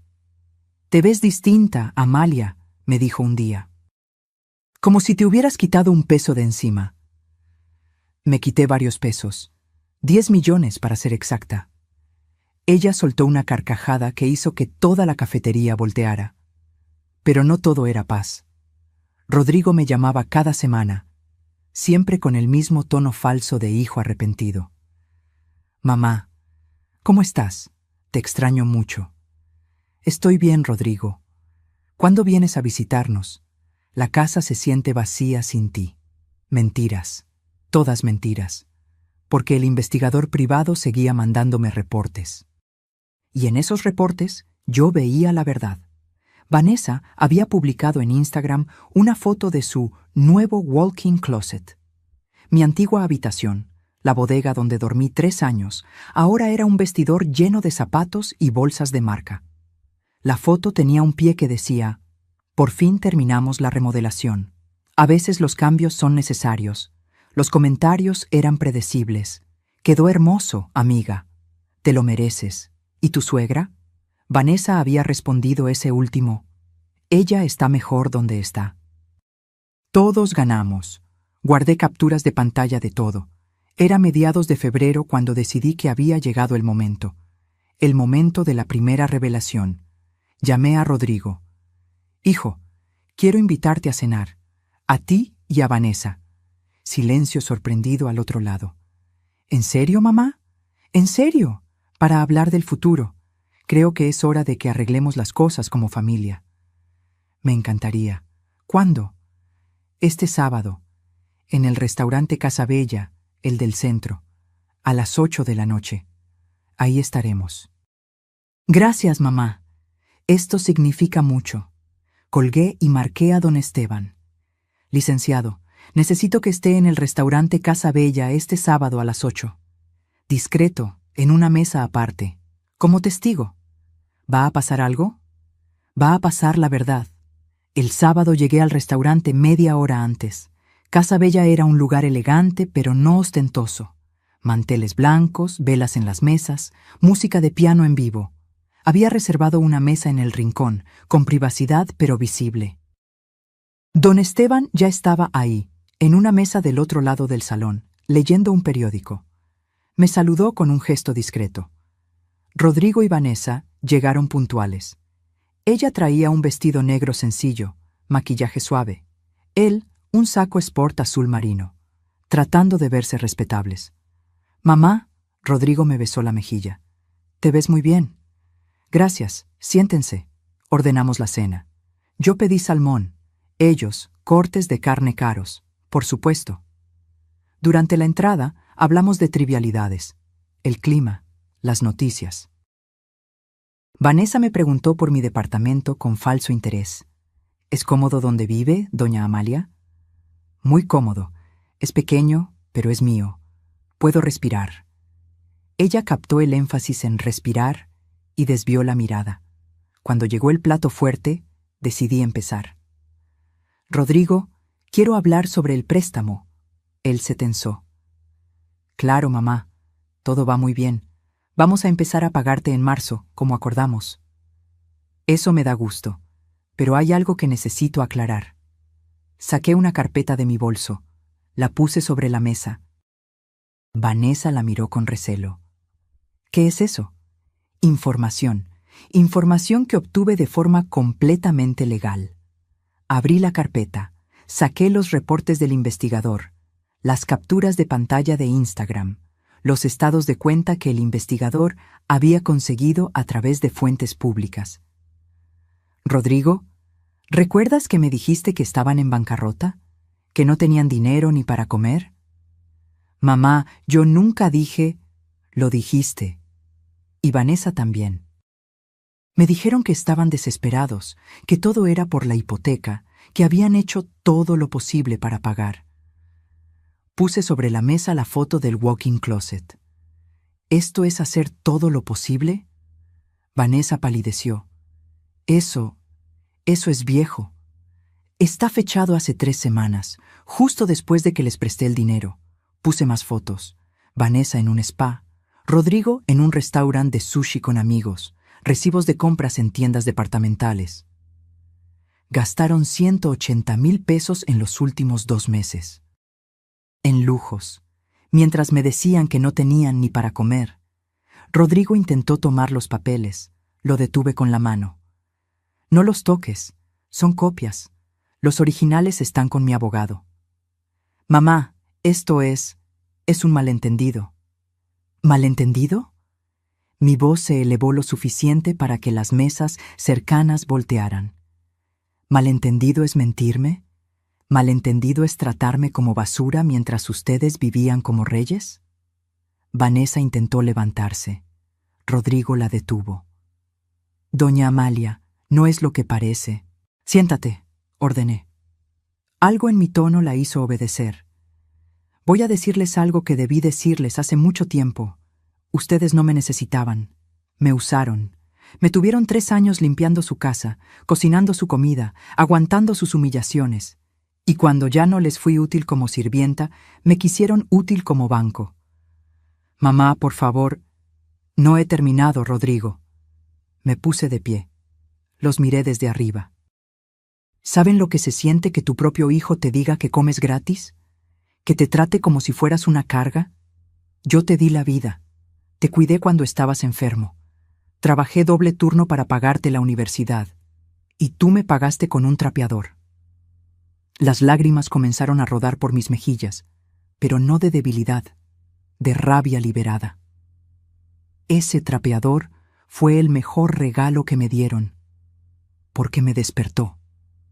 Me hizo ver que yo valía más que lo que ustedes me hacían creer. Rodrigo tenía la cara roja. Si tanto nos odias, ¿por qué nos prestaste el dinero? Sonreí, una sonrisa fría que hizo que Vanessa se estremeciera, porque quería darles una lección y porque quería que firmaran un contrato que ahora los tiene exactamente donde yo quiero. ¿De qué hablas? Saqué el contrato que habían firmado. Señalé la cláusula en letra pequeña. Lean esto. Léanlo en voz alta para que quede claro. Rodrigo tomó el papel con manos temblorosas. Leyó. En caso de comprobarse que el deudor mintió sobre su situación financiera o realizó gastos suntuarios durante el periodo de endeudamiento, el préstamo se vuelve exigible de inmediato con un recargo del 30%. El silencio fue absoluto. Eso significa, continué, que ustedes me deben ahora 2,340,000 pesos. Pagaderos en 30 días. O pierden la casa. Vanessa soltó un grito ahogado. «Usted no puede hacer eso». «Claro que puedo». Lo firmaron. Está legal, y tengo pruebas de que mintieron sobre su situación financiera. Me incliné sobre la mesa. Los miré fijamente a ambos. ¿Pero saben qué es lo más triste de todo esto? No es que me hayan mentido, no es que me hayan usado. Es que yo estaba dispuesta a perdonarlos. Realmente quería creer que mi hijo todavía tenía algo de la decencia con la que lo crié. Pero ustedes no cambiaron. Siguieron mintiendo, siguieron gastando, siguieron sin respetarme. Rodrigo intentó hablar. Le hice una señal de silencio. No he terminado. Porque hay algo más que necesitan saber. Me senté de nuevo, crucé las manos sobre la mesa con calma. ¿Se acuerdan cuando fueron a ver al licenciado Esteban hace meses? Cuando Rodrigo intentó averiguar sobre mi situación financiera, Rodrigo se puso pálido. ¿Cómo sabes? Porque el licenciado Esteban es mi abogado, Rodrigo, y me contó todo. Me contó cómo intentaste declararme incapaz, cómo quisiste quedarte con mi dinero. ¿Cómo planeabas todo desde hace meses? Mamá, yo solo estaba preocupado por ti. ¡Mentira! Mi voz resonó en todo el restaurante. Estabas preocupado por tu hipoteca, por tus deudas, por mantener tu estilo de vida a costa mía. Vanessa se levantó de golpe. No voy a quedarme aquí escuchando esto. Vámonos, Rodrigo. Siéntate, Vanessa, dijo una voz desde atrás. Don Esteban se había acercado a nuestra mesa. Traía su maletín en la mano. «¿Quién es usted?», preguntó ella. «Soy el licenciado Esteban Morales, abogado de la señora Amalia Montes, y tengo aquí documentos que demuestran cada una de las acusaciones que ella acaba de hacer. Si intentan irse sin resolver esto, procederé legalmente de inmediato». Vanessa se dejó caer en la silla, derrotada. Rodrigo me miraba con una mezcla de odio y desesperación. «¿Qué quieres, mamá? ¿Dinero? ¿Venganza? ¿Vernos en la calle?» «Quiero que aprendan», respondí con voz firme. «Quiero que entiendan que el amor no se compra, no se mendiga y no se pisotea. Quiero que sepan lo que se siente estar contra la pared, sin opciones, dependiendo de la misericordia de alguien a quien lastimaste». Me puse de pie. Tomé mi bolso. «Tienen 30 días para pagarme. Si no lo hacen, pierden la casa. Y créanme, yo no voy a dudar». Pero no tenemos ese dinero», susurró Rodrigo. «No hay forma de conseguirlo en 30 días. Entonces tal vez debieron pensarlo antes de humillarme». Antes de tratarme como si no valiera nada, caminé hacia la salida. Don Esteban me siguió. Detrás de nosotros escuché el sollozo de Vanessa y la voz rota de Rodrigo. «Mamá, por favor, no voltee, porque por primera vez en mi vida yo no iba a salvar a nadie más que a mí misma». Pero lo que pasó en los siguientes días me demostró que había subestimado hasta dónde estaban dispuestos a llegar. Y cuando me enteré de su último movimiento, supe que la guerra apenas comenzaba. Los días después de aquella cena fueron un torbellino. Rodrigo me llamó 63 veces en una semana. Le cambié el número de teléfono. Entonces empezó a mandarme correos electrónicos. Bloqueé su dirección. Apareció en mi edificio. Le pedí al portero que no lo dejara subir. Pero donde Rodrigo fracasaba, Vanessa se volvía más peligrosa. Una semana después de la cena, Socorro me llamó a las 11 de la noche, histérica. «Amalia, tienes que ver esto». «¿Qué pasa?». Vanessa hizo un video. Un maldito video llorando en TikTok.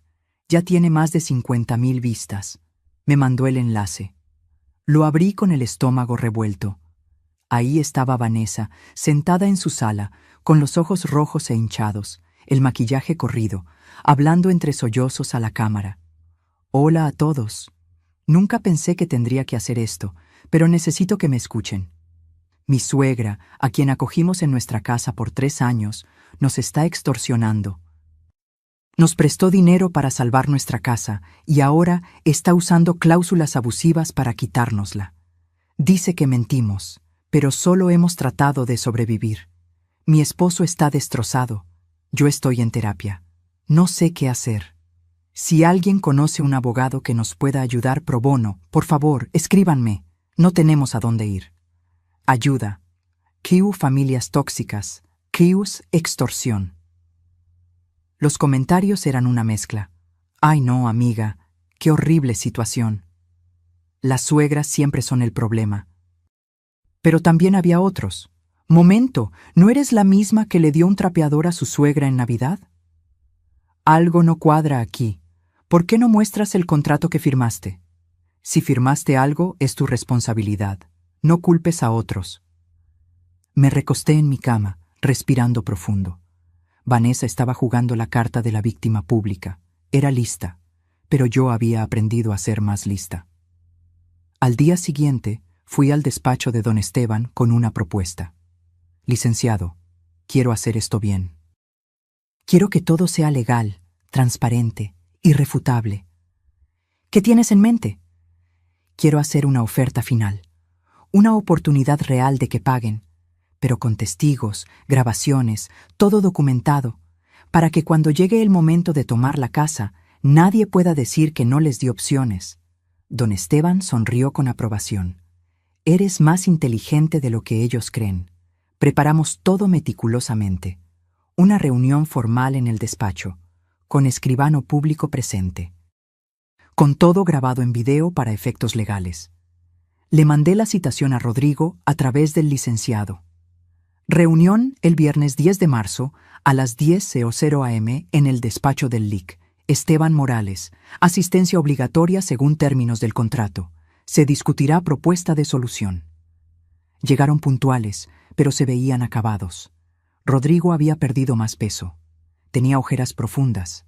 Vanessa traía el cabello recogido en una cola simple, sin maquillaje, ropa sencilla, intentando verse vulnerable. La sala de juntas era formal. Mesa larga de caoba, sillas de cuero, grabadora sobre la mesa, cámara en el trípode.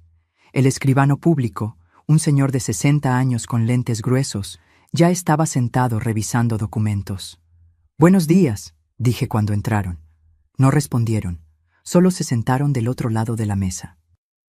Don Esteban comenzó. «Estamos aquí para discutir la deuda pendiente de 2.340.000 pesos que los señores Rodrigo Herrera y Vanessa Campos tienen con la señora Amalia Montes. Esta reunión está siendo grabada para efectos legales. ¿Alguna objeción?» «Ninguna», murmuró Rodrigo. «Bien, señora Amalia, tiene la palabra».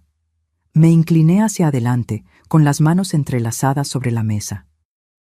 «Rodrigo, Vanessa, los he citado aquí porque voy a hacer algo que quizá no merezcan, pero que necesito hacer por mi propia paz, darles una última oportunidad». Rodrigo levantó la vista, esperanzado. «¿Qué tipo de oportunidad?» «Tienen la deuda completa, 2.340.000 pesos. Sé que no pueden pagarla, pero voy a ofrecerles algo. Voy a perdonar el 30% de recargo. La deuda regresa a su monto original, 1.800.000 pesos. Mamá, no he terminado. Tienen 90 días para pagar esa cantidad, 3 meses. Si lo logran, la casa vuelve a su nombre y yo me retiro completamente de sus vidas». «3 meses siguen siendo imposibles», dijo Vanessa con voz temblorosa. «Déjenme terminar. Si no pueden pagar en 3 meses, entonces aceptan lo siguiente. Yo tomo posesión de la casa, pero les doy 6 meses adicionales para que encuentren dónde vivir. No los echo a la calle de inmediato. Les doy tiempo». Rodrigo me miraba incrédulo. «¿Por qué harías eso?» «Porque a pesar de todo, Rodrigo, sigues siendo mi hijo, y porque quiero que entiendas algo. Esto no es venganza. Esto es justicia. Hay una diferencia». Saqué un documento nuevo. «Este es un acuerdo modificado, con los nuevos términos. Si lo firman, se comprometen a intentar pagar en 90 días. Si no pueden, entregan la casa sin pleitos legales. Y yo les ayudo económicamente durante esos 6 meses adicionales con 50.000 pesos mensuales para que renten algo digno». Vanessa ahogó un sollozo. «¿Por qué está haciendo esto?» «Porque yo no soy como ustedes. Yo no disfruto el sufrimiento ajeno, pero tampoco voy a permitir que me pisoteen nunca más». Don Esteban puso el documento frente a ellos. «Tienen 2 opciones. Firmar este acuerdo, que es generoso considerando las circunstancias, o ir a juicio, donde perderán definitivamente y sin ninguna consideración adicional». Rodrigo tomó el documento, lo leyó línea por línea.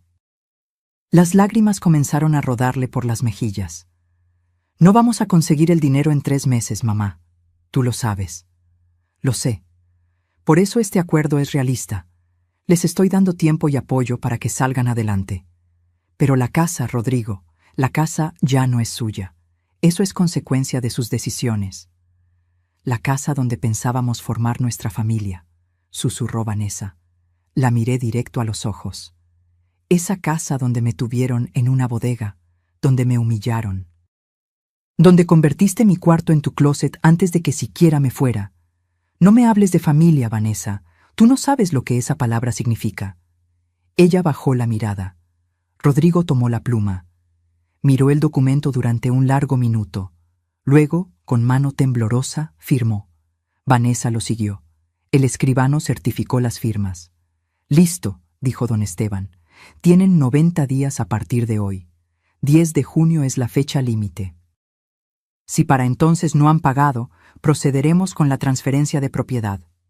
Rodrigo se puso de pie. Me miró con una mezcla de dolor y algo que podría ser respeto. ¿Sabes qué es lo peor de todo esto, mamá?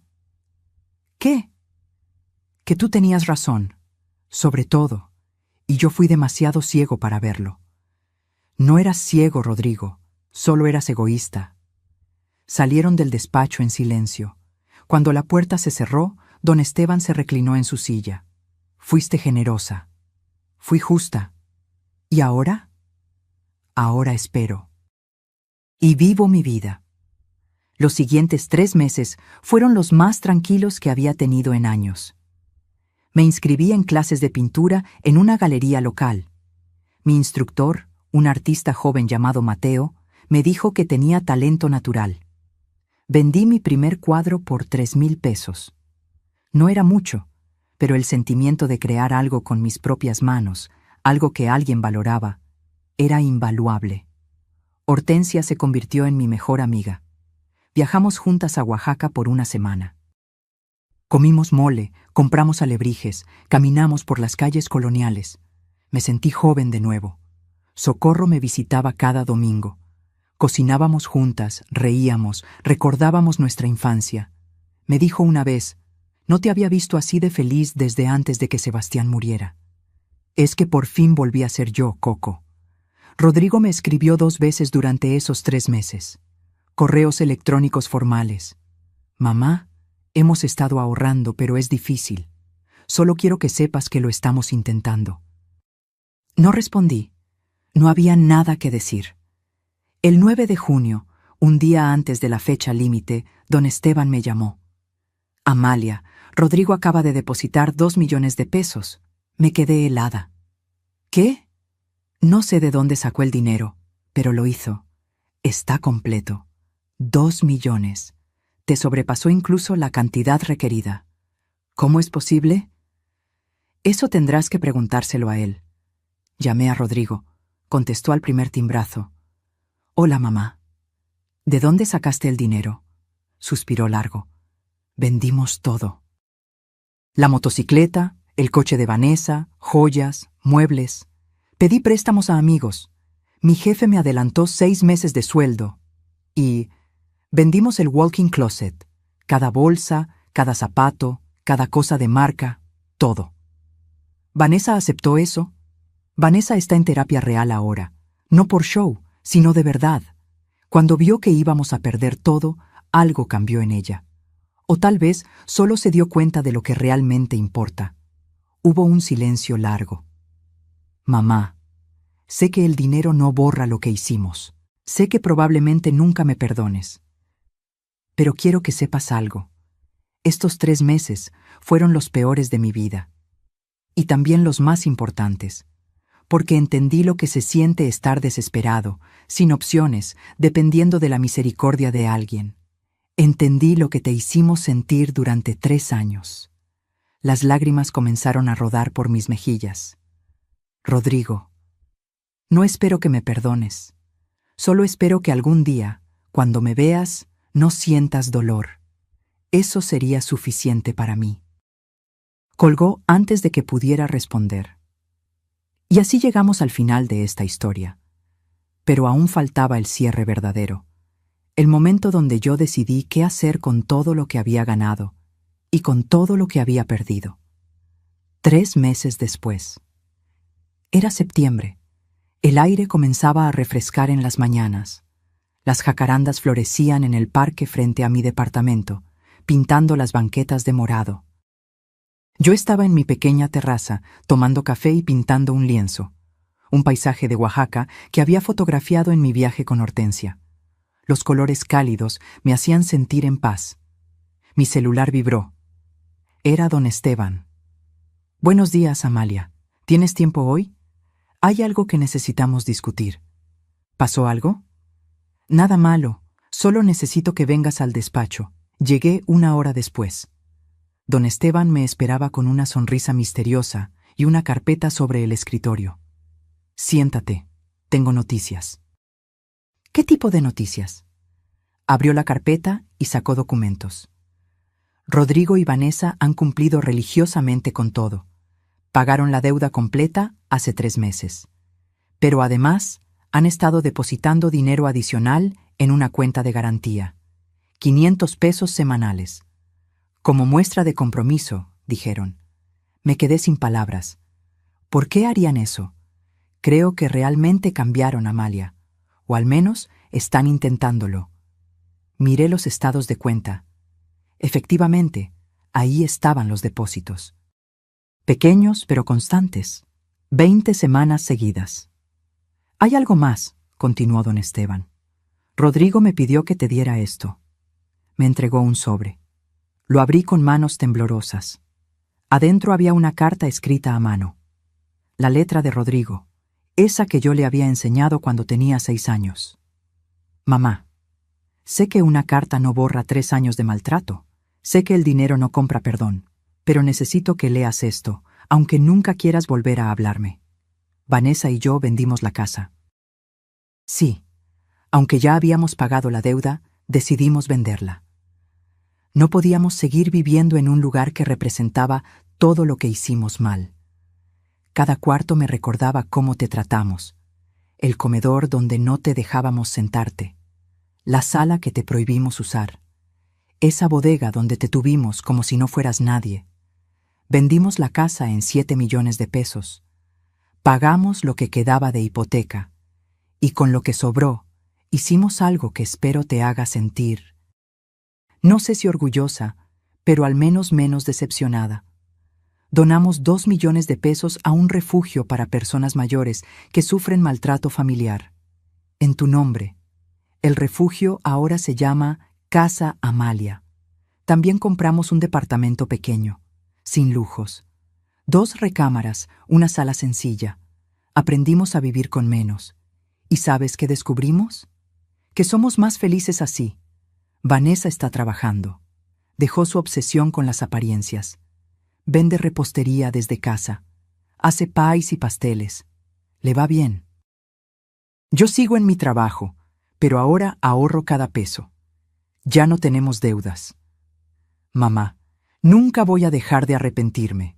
Cada noche, antes de dormir, pienso en ese trapeador, en tu cara cuando te lo dimos, en cómo te humillamos, y me duele tanto que quisiera regresar el tiempo. Pero no puedo. Solo puedo intentar ser mejor. No te pido que me perdones. Solo te pido que algún día, si nos cruzamos en la calle, no cambies de acera. Eso sería suficiente. Con amor y vergüenza eterna, Rodrigo. Las lágrimas corrían por mi rostro sin control. Don Esteban me pasó un pañuelo desechable en silencio. ¿Es verdad lo del refugio? Pregunté con voz quebrada. Completamente verdad. Yo ayudé con los trámites legales. El refugio existe. Ya está funcionando. Atiende a 10 personas mayores que fueron rescatadas de situaciones de abuso familiar. Me llevé las manos a la boca. Casa Amalia. Tu nombre está honrando algo hermoso, Amalia.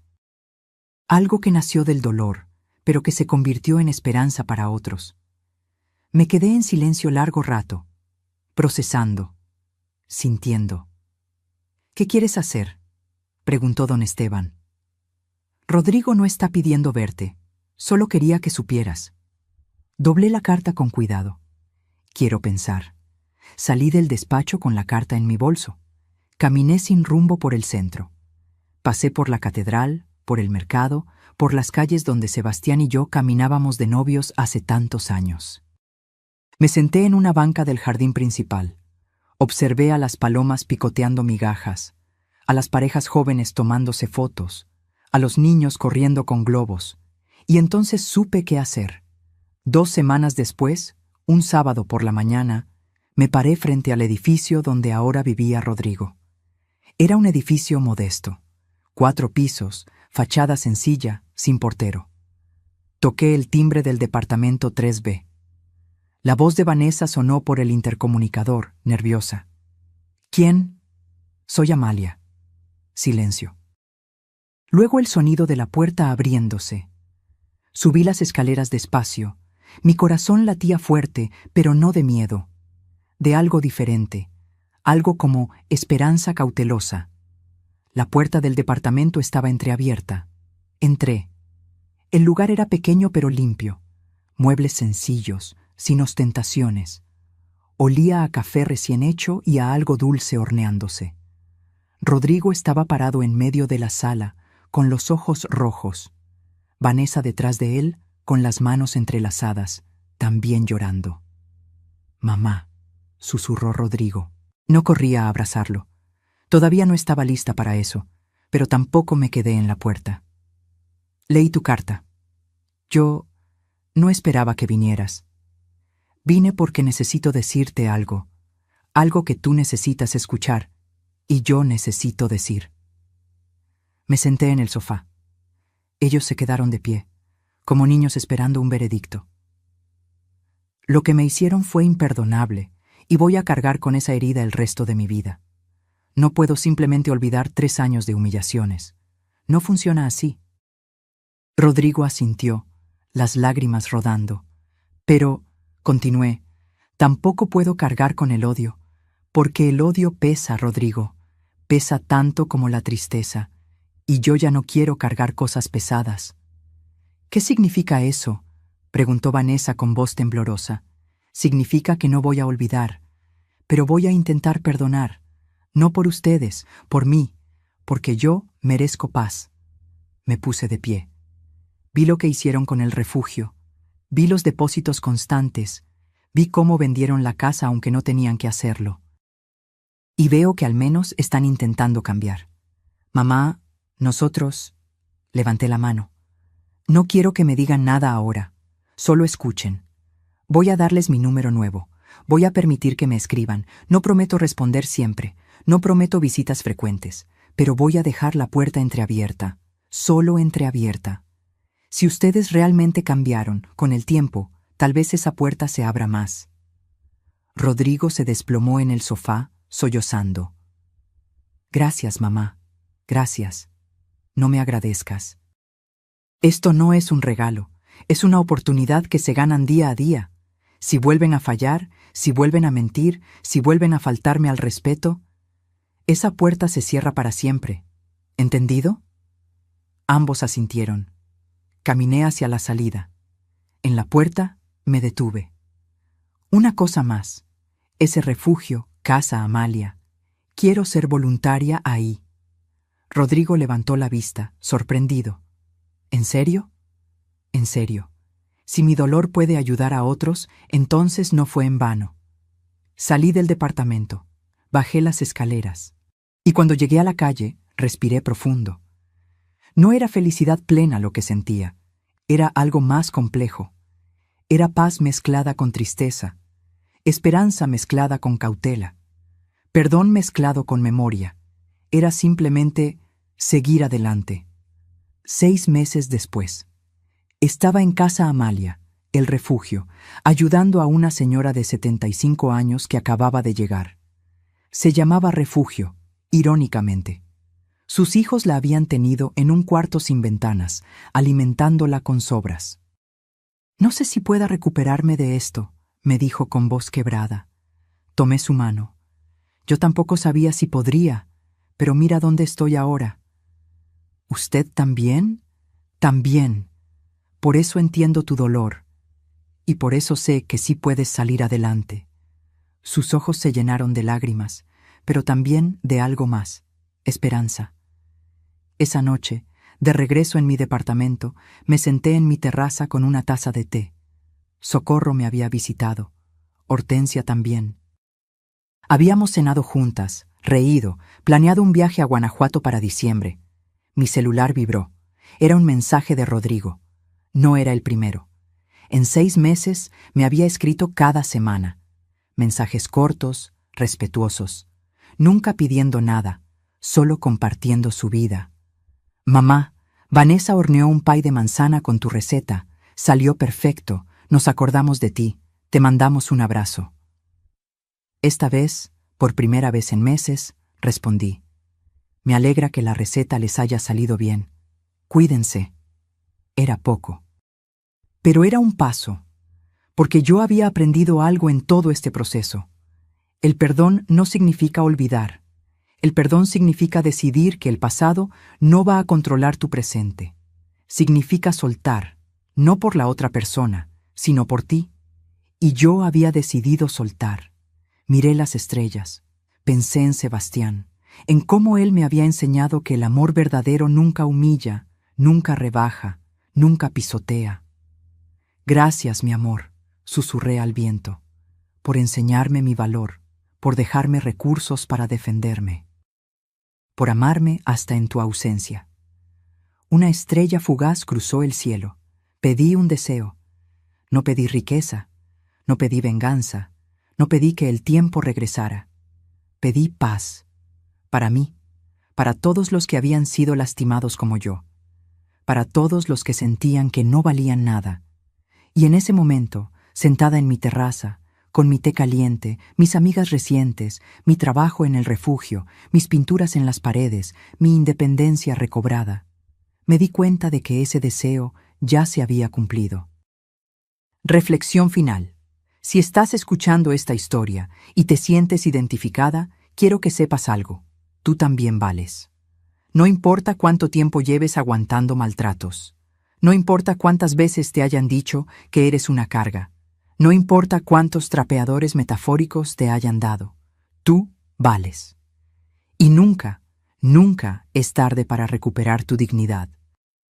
Porque la verdadera riqueza no está en lo que posees, sino en lo que no permites que te quiten. Tu amor propio, tu dignidad, tu derecho a ser tratada con respeto. Yo tuve la suerte de tener recursos económicos para defenderme, pero la verdadera fortaleza no vino del dinero, vino de entender que merecía más. Y esa comprensión no cuesta nada. Está disponible para todos. Si estás en una situación similar, busca ayuda. Habla con alguien de confianza. Investiga tus derechos. No te quedes callada pensando que no tienes opciones. Siempre hay opciones. Y si hoy te sientes invisible, recuerda, las personas más fuertes son aquellas que aprenden a brillar después de haber sido apagadas. Yo fui apagada por 3 años, pero ahora brillo con luz propia. Y tú también puedes. Me llamo Amalia Montes. Tengo 69 años, y esta es mi historia de cómo un trapeador de Navidad se convirtió en el mejor regalo que recibí, porque me despertó. A veces, los peores momentos de tu vida son el comienzo de tu mejor capítulo. Solo tienes que tener el valor de dar vuelta a la página. Si esta historia tocó tu corazón, si te hizo reflexionar, si conoces a alguien que necesite escucharla, por favor compártela. Deja tu comentario contándome desde dónde nos estás acompañando. Dale like si crees que el respeto a nuestros mayores no es negociable. Y suscríbete para seguir escuchando historias de vida, superación y dignidad recuperada. Porque todos merecemos ser tratados con amor, pero sobre todo, todos merecemos tratarnos a nosotros mismos con amor. Hasta la próxima historia. Y recuerda, nunca es tarde para comenzar de nuevo. Fin.